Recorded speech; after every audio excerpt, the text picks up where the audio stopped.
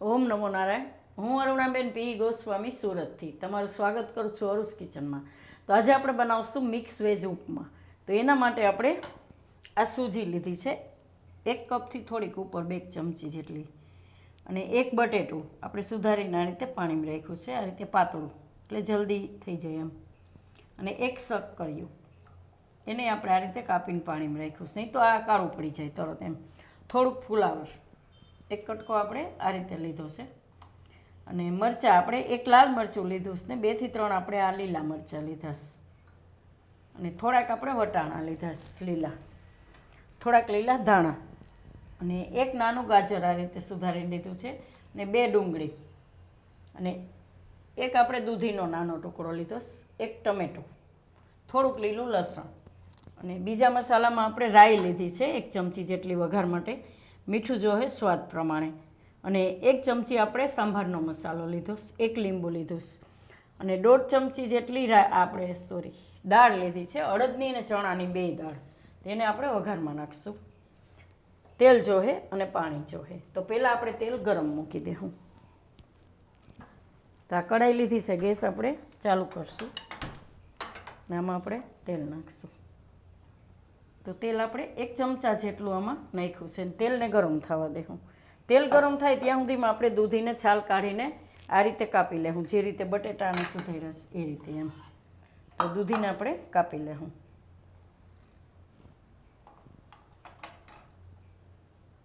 તો દૂધીને આપણે આ રીતે કાપી લીધી છે પાતળી. તેલ ગરમ થઈ ગયું, એમાં આપણે નાખીશું રાઈ. પહેલાં રાઈ તરત ફૂટવી જોઈએ.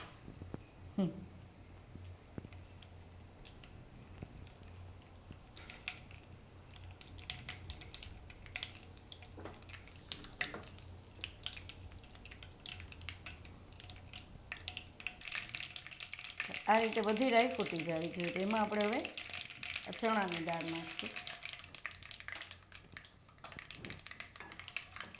દાળને થોડી થોડી લાલ થવા દેવાની. ને અડદની દાળ, ઉપમામાં આનો ટેસ્ટ બહુ સરસ આવે.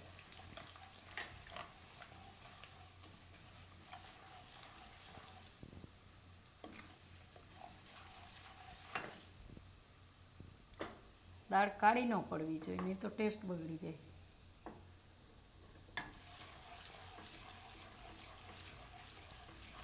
સેજ ગોલ્ડન જ થવી જોઈએ.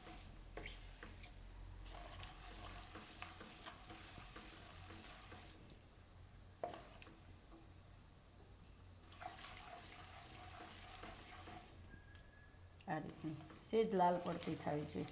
તો એમાં આપણે મરચાં નાખીશું લીલા અને લાલ મરચાં. તમારે પાસે લાલ મરચું ન હોય તો તમે સૂકું લાલ મરચું કટકા કરીને એમાં નાખી શકો એમ.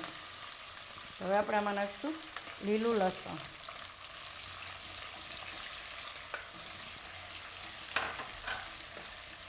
હવે લાલ થઈ ગઈ ને એકદમ. હવે સાંભારનો મસાલો અને ડુંગળી.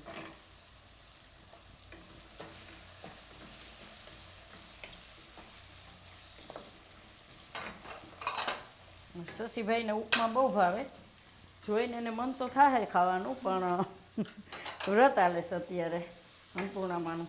21 દિવસનું વ્રત હોય ને, એ વ્રત કરે છે. તો આમાં આપણે હવે વટાણા નાખી દઈશું.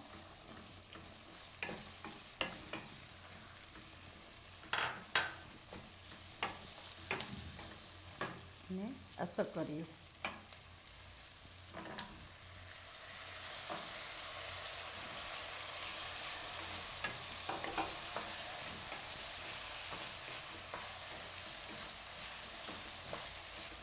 અને બટેટું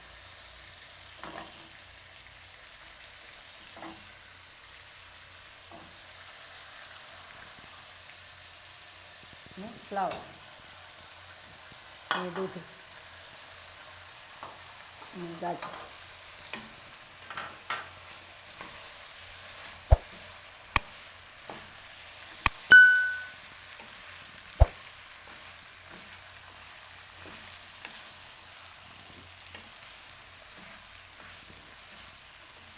તો બધાય શાકભાજી આપણે આમાં નાખી દીધા. ટમેટાં આપણે પછીથી નાખીશું. થોડુંક મીઠું નાખી દેવું સ્વાદ પ્રમાણે.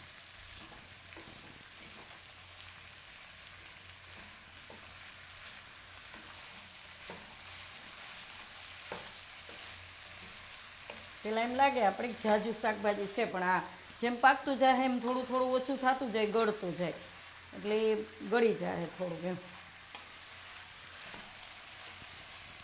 હવે આમ પાણી આપણે આમાં નાખીશું.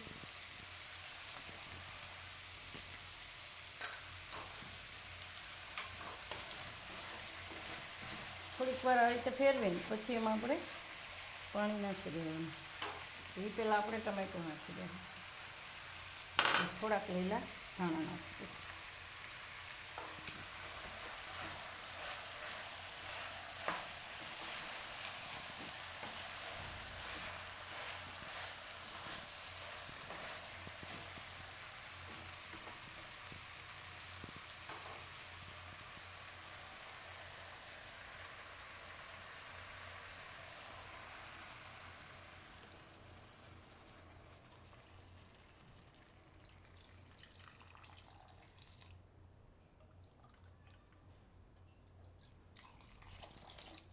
તો અત્યારે આપણે આમાં 3 કપ પાણી નાખ્યું. નોર્મલી આપણે ઉપમામાં 1 કપ હોય તો આપણે 2 કપ જ પાણી નાખતા હોય, પણ આમાં આપણે શાકભાજી વધારે છે એટલે થોડુંક પાણી એ રીતે વધારે જોઈએ એમ.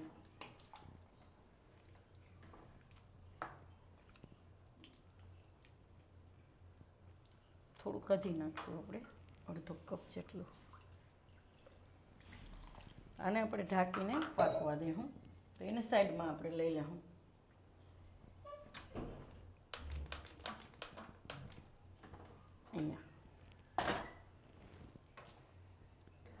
અહીંયા આપણે સૂજીને શેકી લેવું બીજી કઢાઈમાં. આ પાકે ત્યાં સુધીમાં આપણે સૂજી શેકાઈ જાય એમ. તો આને આપણે ઘી કે કંઈ નાખવાની જરૂર નથી, એમનેમ જ શેકવાની છે, કોરી જ.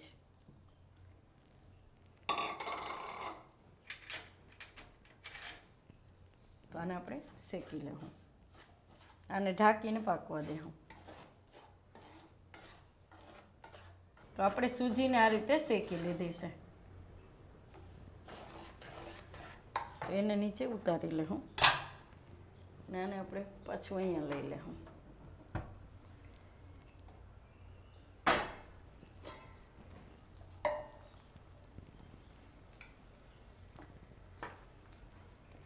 તો શાકભાજીને હજી થોડીક વાર આપણે પાકવા દેવું, કેમ કે થોડુંક વધારે છે તો ઉકળતા થોડીક વાર લાગશે એમ. તો હજી આને 3 થી 4 મિનિટ જેવું પાકવા દેવું. તો આને આપણે શાકભાજીને પકાવી લીધું આ રીતે. તો બધું એકદમ સરસ પાકી ગયું.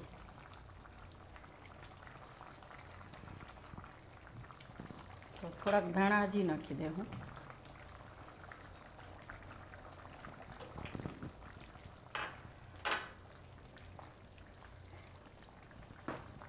અને લીંબુ નાખી દેવું આપણે આમાં.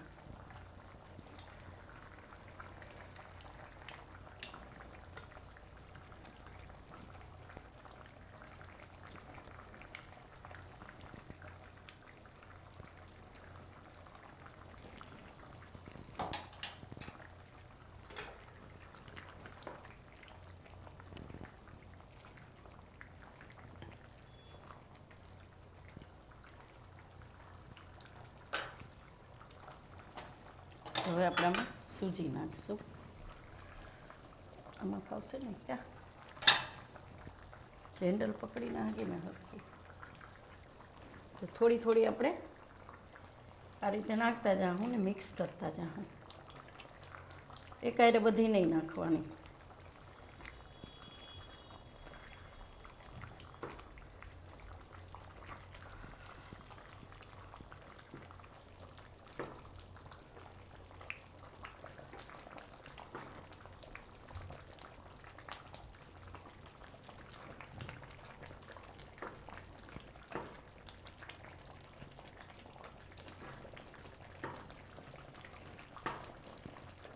થોડું થોડું નાખતું જવાનું, મિક્સ કરતું જવાનું. નહીં તો આમાં એને ગાંઠા પડી જાય સૂજીના. એટલે થોડું થોડું નાખતું જવાનું, હલાવતું જવાનું આ રીતે.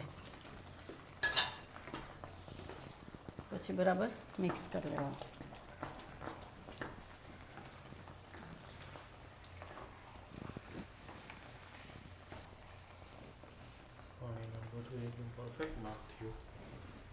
આમ તો આપણે નોર્મલી તો સૂજી હોય 1 કપ તો આપણે 2 કપ પાણી નાખીએ, પણ આમાં આપણે 3.5 કપ પાણી નાખ્યું, કેમ કે શાકભાજીને પાણી જોઈએ પાકવા માટે એમ. આ રીતે બધું મિક્સ કરી લેવાનું એમ. તો ગેસ હવે બંધ કરી દેવાનું.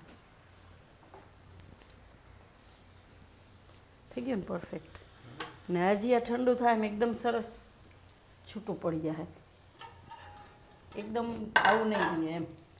જો આમ જેમ છૂટું પડવા માંડશે એ રીતને, એમ પીંડો નહીં થાય એમ.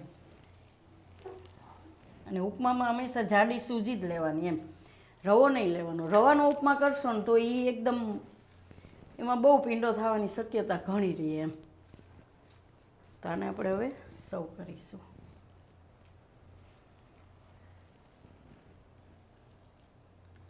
આને તમે સાંભારાઈ ખાઈ શકો ને આમનમય ખાઈ શકો. આમાં આપણે એટલી બધી વસ્તુ નાખી છે કે બીજું કંઈ જરૂર જ નહીં પડે એમ.